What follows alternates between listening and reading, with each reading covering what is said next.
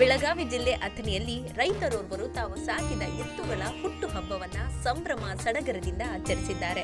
ಬೃಹತ್ ಶಾಮಿಯಾನ, ರುಚಿಕರವಾದ ಭೋಜನ ವ್ಯವಸ್ಥೆ, ಆಕಾಶದೆತ್ತರಕ್ಕೆ ಹಾರಿದ ಬಣ್ಣ ಬಣ್ಣದ ಪಟಾಕಿಗಳ ಸದ್ದು, ಇದನ್ನೆಲ್ಲ ನೋಡಿದ್ರೆ ಯಾವುದೋ ಸೆಲೆಬ್ರಿಟಿಯ ಮದುವೆ ಅಥವಾ ಗ್ರ್ಯಾಂಡ್ ಪಾರ್ಟಿ ಇರಬೇಕು ಅಂತ ಜನ ಭಾವಿಸೋದ್ರಲ್ಲಿ ಯಾವುದೇ ಅಚ್ಚರಿ ಇಲ್ಲ.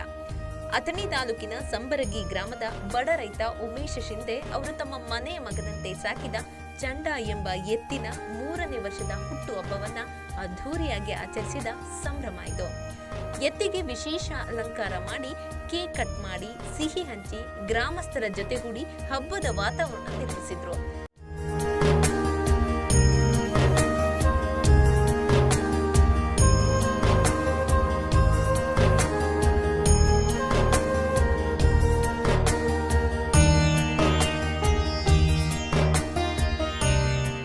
ಸಾವಿರಾರು ಮಂದಿ ಗ್ರಾಮಸ್ಥರು ಭಾಗಿಯಾಗಿ ಚಂಡ ಎತ್ತಿಗೆ ಆಶೀರ್ವಾದ ಕೋರಿದ್ರು.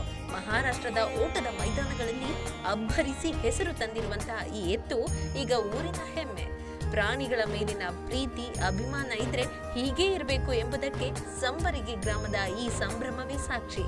ಬಡ ರೈತನ ಹೃದಯದ ದೊಡ್ಡತನಕ್ಕೆ ಗ್ರಾಮಸ್ಥರು ಕೂಡ ಮೆಚ್ಚುಗೆ ವ್ಯಕ್ತಪಡಿಸಿದ್ರು. ಸೂರಜ್ ಕೋರೆ, ಚಿಕ್ಕೋಡಿ, ಸಂಪೂರ್ಣ ನ್ಯೂಸ್.